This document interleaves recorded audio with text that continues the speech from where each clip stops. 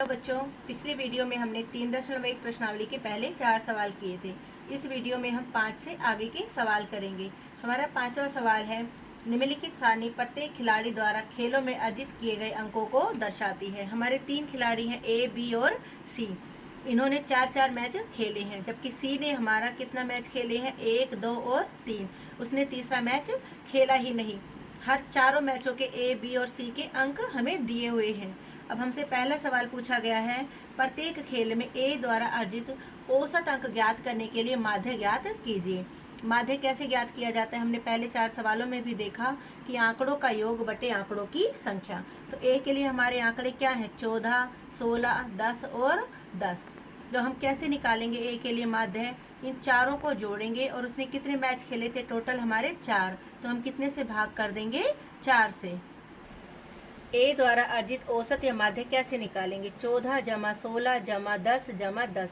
इन सबको जोड़ा तो हमारा कितना आया, 50। और इनकी संख्या कितनी थी हमारी, 4। तो 50 की हमने 4 से भाग की, हमारा आंसर आया 12.5। अब है हमारा दूसरा भाग। प्रत्येक खेल में सी द्वारा अर्जित माध्य अंक ज्ञात करने के लिए आप कुल अंकों को 3 से भाग देंगे या 4 से, और क्यों। सी ने हमारे टोटल मैच कितने खेले थे, 1, 2 और 3। तो हम कितने से भाग देंगे, 3 से भाग देंगे। क्यों, क्योंकि उसने एक मैच खेला ही नहीं। 3 से भाग देंगे क्योंकि सी ने एक मैच नहीं खेला। उसने टोटल मैच कितने खेले हैं, 3। अब हमारा तीसरा भाग है, बी ने सभी 4 खेलों में भाग लिया है। आप उसके अंकों का माध्य किस प्रकार ज्ञात करेंगे। अब बी के अंक कितने कितने थे, 0, 8, 6 और 4।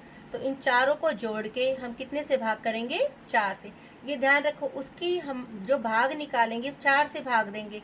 उसने बेशक एक मैच में 0 अंक लिया है, लेकिन खेले तो उसने कितने, चारों मैच है।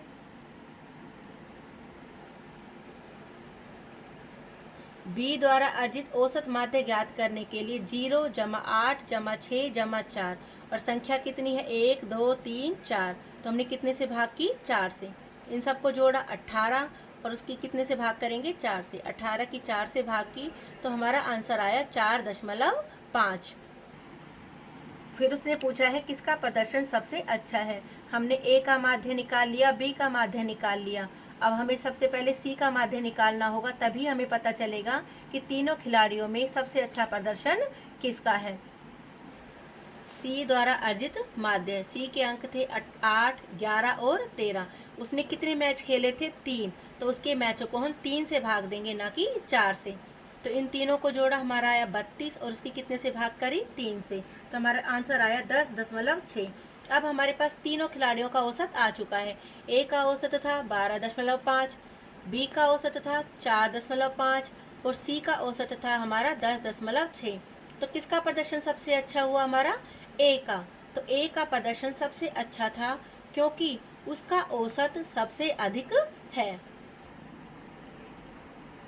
छठा क्वेश्चन है हमारा, विज्ञान की एक परीक्षा में विद्यार्थियों के एक समूह द्वारा 100 में से प्राप्त किए गए अंक 85, 76, 90, 85, 39, 48, 56, 95, 81 और 75 ज्ञात कीजिए। पहला भाग है हमारा, विद्यार्थियों द्वारा प्राप्त सबसे अधिक अंक और सबसे कम अंक। तो हमारा सबसे अधिक अंक इसमें क्या दिखाई दे रहा है, 95। और सबसे छोटा अंक हमारा क्या दिखाई दे रहा है, 39।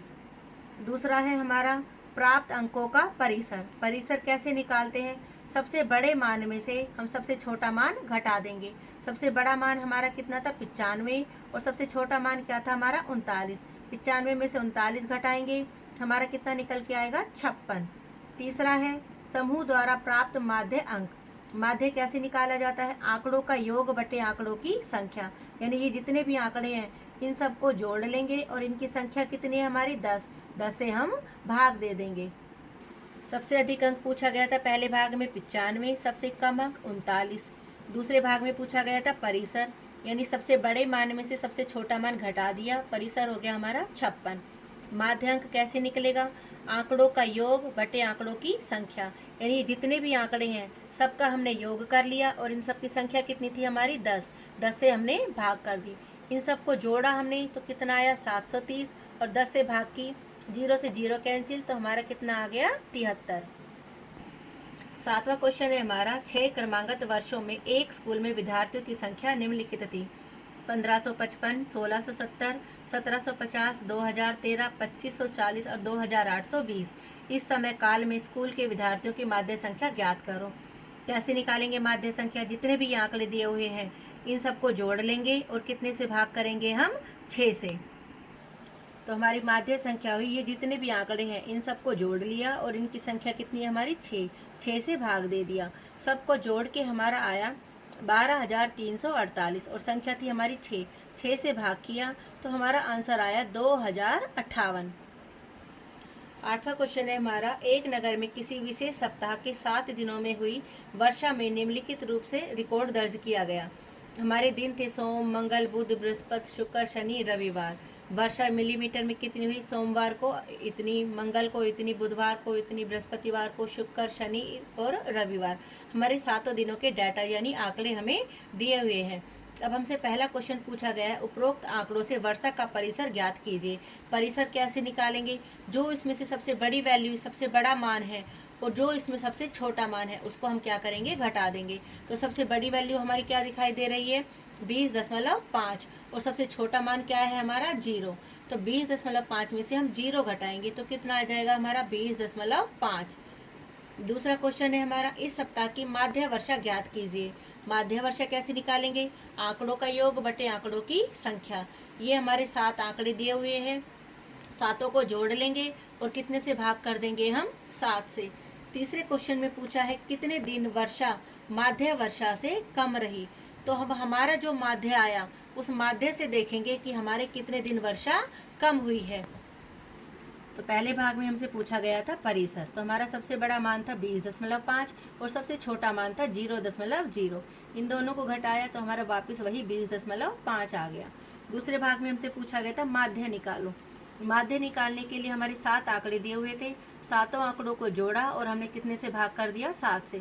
7 आंकड़ों को जोड़ने पर हमारा आया 41.3 और कितने से भाग की हमने? 7 से। हमारा आंसर आ गया 5.9। तीसरे भाग में पूछा था कि माध्य वर्षा से कितने दिन हमारी वर्षा कम हुई है। तो हमारे 5 दिन कम वर्षा हुई है। वो 5 दिन हमारे कौन से हैं? तो 5.9 से वर्षा कौन कौन से दिन कम हुई है? सोमवार को 5.9 से कम है, बुधवार को 5.9 से कम है, बृहस्पतिवार को 5.9 से कम है, शनिवार को 5.9 से कम है और रविवार को 5.9 से कम है। तो हमारे दिन हो गए 1, 2, 3, 4 और 5। तो हमारे 5 दिन माध्य वर्षा से कम वर्षा हुई है। 9वें क्वेश्चन में हमें दिया हुआ है 10 लड़कियों की ऊंचाई सेंटीमीटर में मापी गई और निम्नलिखित परिणाम प्राप्त हुए। ये हमें 10 लड़कियों की अलग अलग ऊंचाई दी हुई है।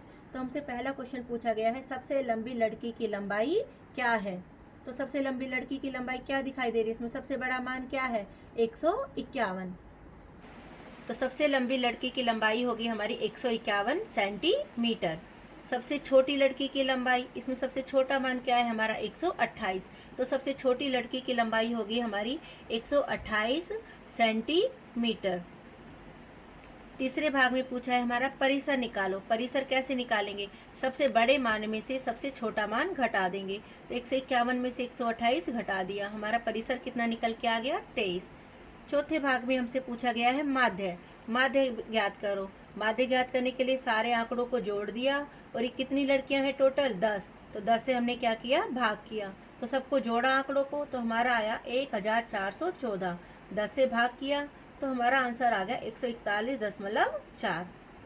पांचवें भाग में पूछा गया है कितनी लड़कियों की लंबाई माध्य से अधिक है, यानी 141.4 से अधिक कितनी लड़कियां हैं। ये मान 141.4 से ज़्यादा है, ये ज़्यादा है 2, ये ज़्यादा है 3 और ये ज़्यादा है 4 और ये ज़्यादा है 5। तो हमारी कितनी लड़कियां होगी टोटल जिनका लंबाई माध्य से ज़्यादा है? तो हमारी टोटल लड़कियां हो गई 5 जिनकी लंबाई हमारी माध्य से ज़्यादा है। तो 5वें भाग में हमें लिखना है कि 5 लड़कियों की लंबाई माध्य से अधिक है।